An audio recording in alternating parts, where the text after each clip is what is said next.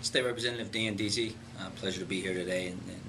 My role as a state representative, I do serve on the Urban Affairs Committee, which gives me a great opportunity to talk about these issues in our abandoned property. One blighted property leads to another, and next thing you know, there's crime issues involved. It brings down the property values. Obviously, there's safety issues. There's children in the neighborhood, and God only knows what takes place in some of these abandoned houses. So there's a number of safety issues involved. Theft issues involved. We're seeing a lot of that lately now with copper being stolen out of a lot of these abandoned houses, and it goes on and on. And it's a problem that like I said, when there's one vacant house on the block, the neighbors need to band together and do everything they can to prevent another one from happening, because then it becomes an epidemic. Prior to becoming a state representative, I was on Pittsburgh City Council for 4 years, and I saw that the issue of these properties becoming prevalent in a lot of my neighborhoods.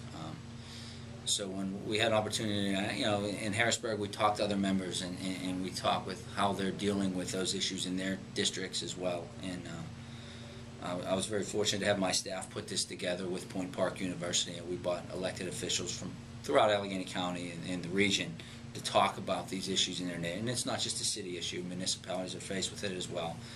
We talked about some things that they had done to address the issue, some things that had worked, and some things that didn't work. So it was a good opportunity to network with these folks and to see some of the best practices that are out there. I understand that you're involved in the Pittsburgh Land Recycling Task Force, and land banking is a big issue you're working towards. Could you talk a little bit about that? Absolutely. Land banking is where communities are able to acquire these properties that are sitting vacant and abandoned and to find reuses for them.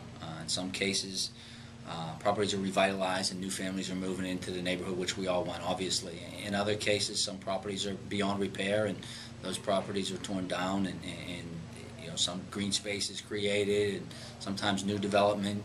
Obviously it takes a while for some new development to come in, but if a number of these properties are acquired together and it makes sense, there's some good opportunities for some redevelopments in some of our neighborhoods. So it's a long process, there's no question about it, but in the end, nothing's ever easy, and it takes hard work and dedication, and that's our ultimate goal, is to revitalize a lot of these neighborhoods. Not a lot of success stories right now, but the successful thing is people are talking about it. I think that's a short-term success. Instead of people putting their house up for sale and complaining, people are rolling their sleeves up and getting to know their neighbors and working together and trying to revitalize a lot of our neighborhoods. So I think that's very successful right now, to be honest with you.